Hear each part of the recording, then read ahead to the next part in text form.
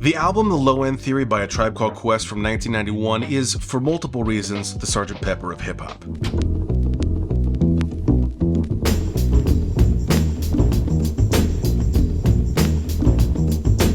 On both albums, you've got the exploration and expansion of new production techniques,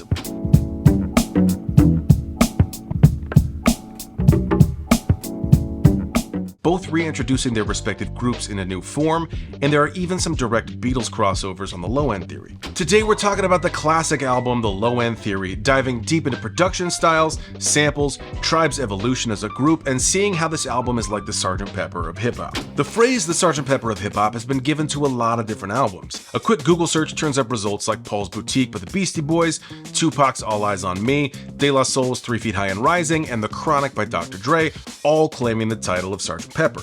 I'm not going to stack all these albums against each other and try to prove definitively why the Low End Theory is the one true Sgt. Pepper of hip-hop, although there are some connections to at least a couple of those albums coming in a minute. Bob Power, the engineer and mixer for this album, as well as many other Native Tongues releases, has dubbed this album the Sgt. Pepper of hip-hop, specifically for the production techniques used, which we'll get to and recreate in just a moment. But to really understand the Sgt. Pepper analogy, we need to talk about the album that came before this, 1990's People's Instinctive Travels in the Paths of Rhythm. A Tribe Called Quest was a founding member of the Native Tongues, a collective of hip-hop groups in the late 80s and early 90s that had a more light-hearted, positive, Afrocentric focus. The founding members were the Jungle Brothers, De La Soul, and A Tribe Called Quest. Q-Tip went to high school with Africa Baby Bam and Mike G from the Jungle Brothers and met De La Soul through them. And while Q-Tip has always been a prominent force in Tribe, at this point it was almost like the group was a Q-Tip solo act. The production on People's Instinctive Travels was similar to the first few Tribe releases. Q-Tip would make the music, and the other members would make suggestions on how to improve it, although Ali produced Push It Along on his own. But when we get to the verses, it's almost exclusively Q-Tip. Phife looked back on his limited input on the first album, saying, "I was being ignorant on that first album. That's why I was only on a couple of tracks. I was hardly around, not like I should have been." Q-Tip is quick to defend Phife, saying that he was just running around being 19, but Tip preferred to be holding it down in the studio. Though on this first album, Phife didn't even know if the group would continue. He was thinking that he and Jarobi would have their own group since they were both playing more supportive roles to Tip and Ali at that point. Separate from this first album, Q-Tip was featured as a solo MC on a few other Native Tongues releases, including De La Soul's 3 Feet High and multiple Jungle Brothers albums. In fact, that's how the group got their name. Originally, they were just called Quest, so when Q-Tip laid down his verse on the Jungle Brothers song Black is Black, he began by saying, "Now I'm from a group called Quest," but Africa Baby Bam suggested he change it to "Now I'm from a tribe called Quest," and the rest is history. Now, People's Instinctive Travels may have been a bit like the Q-Tip show, but this album put A Tribe Called Quest on the map. The album produced several charting singles, sold well, and was met with widespread critical acclaim. NME said, "This is not rap, it's near perfection," and The Source gave the first ever perfect 5-mic rating in the magazine's history. So when it came to creating their second album, The Low End Theory, everyone leveled up. They already had a great album under their belts, and then they went into the studio to push themselves further, push the production further, and produce some incredible music. This is a lot like what the Beatles did on Sgt. Pepper. By the end of 1966, the Beatles were a worldwide phenomenon, but had permanently retired from touring. A lot of their early stuff is the Fab Four era. Screaming girls, being helicoptered into the stadium, etc. So when it came to Sgt. Pepper, they dove deep into the production, pushing the limits of what was possible, and producing an incredible album that's a reintroduction of the group. And while you can start to see their style evolve before this, Sgt. Pepper is a turning point, a landmark album, and showed that the Beatles weren't just another rock band. And the same can be said of the Low End Theory. From production, their evolving style, a landmark album, and a turning point, showing that they're not just another hip-hop group. Now, we're going to talk about all of those specific ways in just a moment, but let's dive straight into the album. The album opens with Excursions, and right from the start, we know this album's going to be incredible. The first thing we hear is the rich, gorgeous tones of the upright bass. Now, I play upright bass, so I'm biased, but right away we know that the Low End Theory is going to be focused on that rich, sonic lower end. Then Q-Tip comes in, and then we get drums after that, but pause. When we get to the drums, we're already hitting on an incredible production technique, multi-layered sampling. Now, Tribe wasn't the first group to do this. There's multi-layered sampling on albums like Paul's Boutique in 1989 and even People's Instinctive Travels, but the Low End Theory takes this to a new level. On the surface, multi-layered sampling is very straightforward. You have one sample and then another one on top of it. But the technique and skill necessary to achieve that and what that means for the end result is incredible. And as the album continues on, this technique gets used more and more, adding on a lot of layers all playing at once, like on Check the Rhyme, but we'll break that down in a minute. Here's what I find so cool about multi-layered sampling like this. On Excursions, we start with an upright bass sample from the song A Chant for Boo by Art Blakey and the Jazz Messengers, 1973. The song's in 3/4, but Q-Tip has chopped it up to add another beat at the end, so it fits in 4/4. He's also slowed it down, which pitches it down as a result. But then when the drums come in, he's sampling from the song The Soil I Tilled for You by the Shades of Brown from 1970. This sample's a little slower, so he's sped it up, which also pitches it up, and it's already in 4/4. These two samples meet in the middle to form the basis of Excursions. Even though they were recorded at different tempos by musicians not playing with each other in different time signatures in different parts of the country 3 years apart. These samples weren't originally meant to go together, and because of that, the song gives a very unique feel.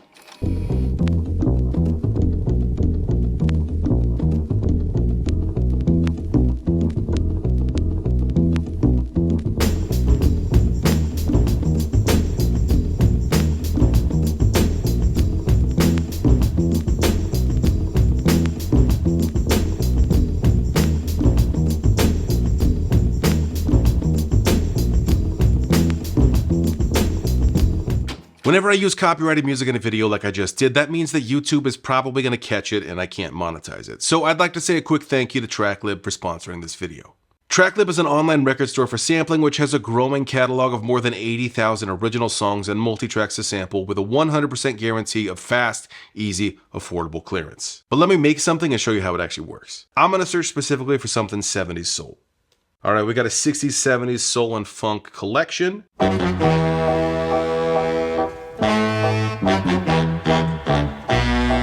Already I'm excited, but you can take it a step further than that before you actually download it. In the browser, I can repitch it, I can loop it, and I can add a beat on top of it. So let's see what that would sound like.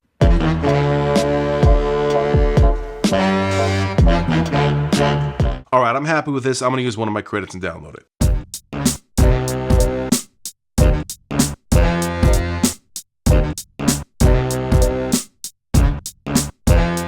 Alright, I'll keep messing around with this, but when I'm ready to release it, Tracklib makes licensing super easy. Everything in their library is guaranteed for a fast, affordable clearance. If you want to get started yourself, click the sign up link in the description. You'll get 15 tracks to download for free, plus a 30-day trial, which is double the typical trial.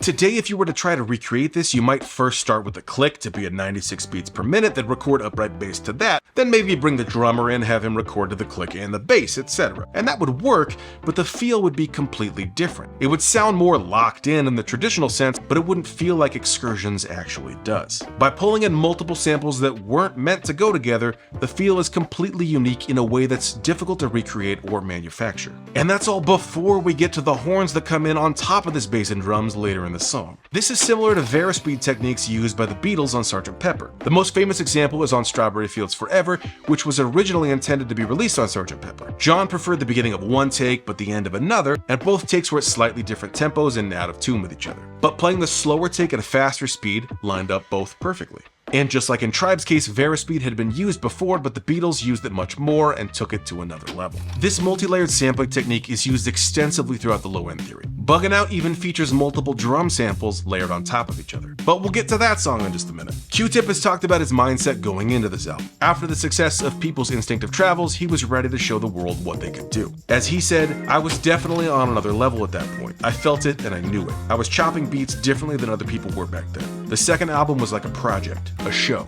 and everybody was invited to watch. The first album was about color, and the low-end theory was more about technique.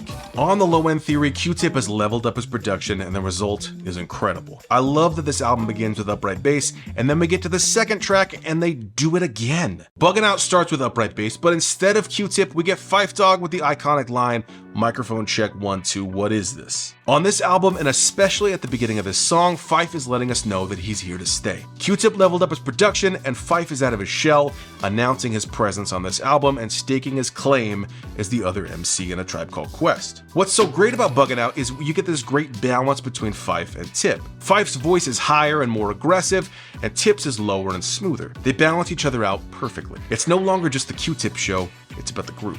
Speaking of the group, while Jarobi White had recorded verses for the Low End Theory, he left the group to go to culinary school and his verses didn't end up getting used. So on the Low End Theory, Jarobi's out, Ali is holding it down as the DJ, Q-Tip is bringing in advanced production techniques, and Phife is much more present on this album, showing himself as Tip's equal. A Tribe Called Quest has officially arrived. Take the song Butter. This is a solo Phife song except for Q-Tip on the chorus. Phife had to fight for the song to be a solo, and I think we can all agree it's perfect how it ended up. Even Q-Tip says it's probably his favorite song on the album. As he stated, how I was on the chorus and how Phife was doing the rhyme, it just felt like if it was the Beatles, and John would sing lead on one and Paul would sing lead on another, and John would be backing him up. The Beatles, you say?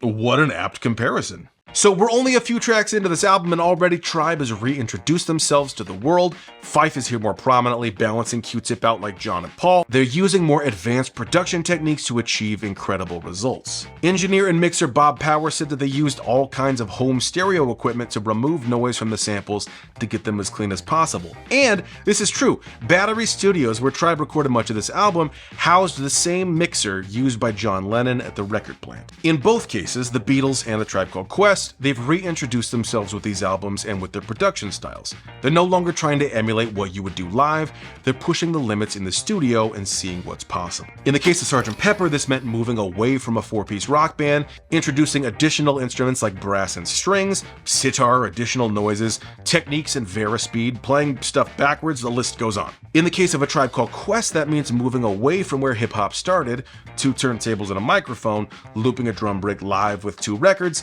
and working with multi-layered samples. Drums from one record, bass from another, let's add some more drums on top, sax from 1976, maybe organ from 1970, and oh yeah, live upright bass from the legendary Ron Carter on verses from The Abstract. I love this for so many reasons. For one, it's Ron Carter, the legendary upright bassist who played with Miles Davis, so Tribe is connecting their jazz-influenced hip-hop directly to traditional jazz by bringing him in, and for 2, Ron Carter is taking part in the evolution of traditional jazz. Herbie Hancock, who also played with Miles in the same era, took part in hip-hop history, most notably on the song Rocket, which features scratching, and now Ron Carter is joining A Tribe Called Quest in a way that connects the past and present together. This song serves as a Q-Tip solo song in the way that Butter was Phife's solo. But then, a few tracks later, we get to the lead single from this album, one of Tribe's best-known songs, and maybe the best example of Tribe solidifying themselves as a group. Check the Rhyme has everything you could want from A Tribe Called Quest. It's got 5 or 6 samples all working together. Q-Tip and Phife are both on point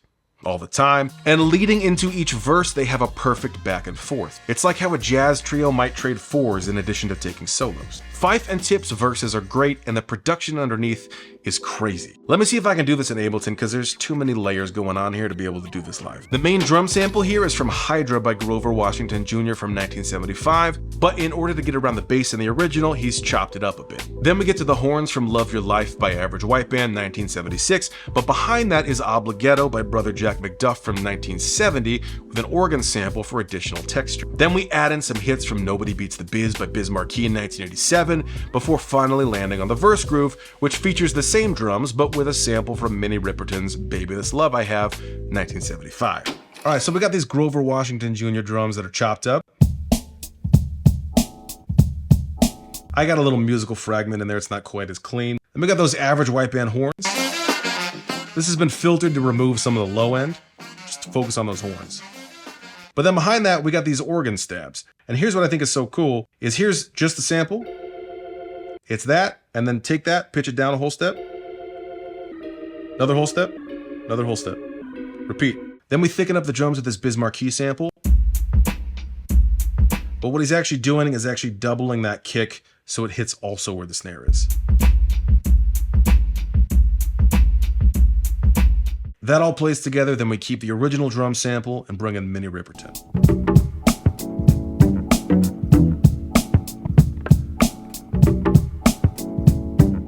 All of these samples layering on top of each other with slightly different feels because there were different tempos, recorded at different times, etc. It all feels so amazing. And I know I said it's different if you try to recreate it live, but I can't help myself.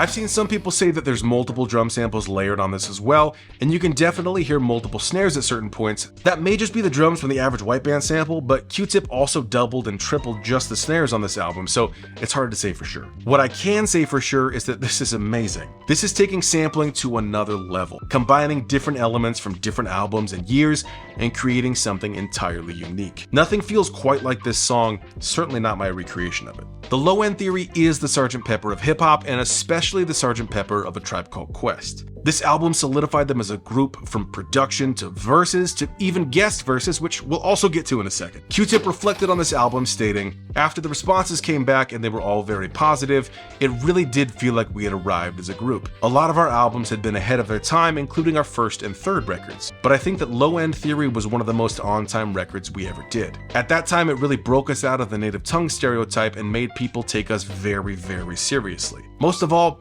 I'm just glad that people consider it a classic musical album." The Low End Theory is an incredibly musical album. You've got upright bass throughout, jazz samples, layers and layers of different music all working together, Ron Carter's on bass, two perfectly matched MCs balancing each other out. What I personally love so much about Low End Theory is that it's simultaneously a continuation of jazz, but also a continuation of hip-hop, and will go on to influence both of those genres. On the jazz end, you've got musicians today like Robert Glasper or Derek Hodge, who cite this album as a major influence. And then there's Dr. Dre and the cyclical nature of musical inspiration. As Q-Tip said, "It was listening to NWA's Straight Outta Compton that inspired us to make the Low End Theory." Years later, I spoke to Dr. Dre and he told me that hearing the Low End Theory inspired him to make The Chronic. That's what music does. New techniques in the studio, doing stuff you can't do live, reintroducing the group to the world, creating an album that is an absolute classic which inspires many artists in multiple genres even still to this day. Which album am I talking about? Sgt. Pepper or the Low End Theory? I don't even know anymore. Now, that native tongue stereotype that Q-Tip mentioned, A Tribe Called Quest was a founding member of the Native Tongues Collective,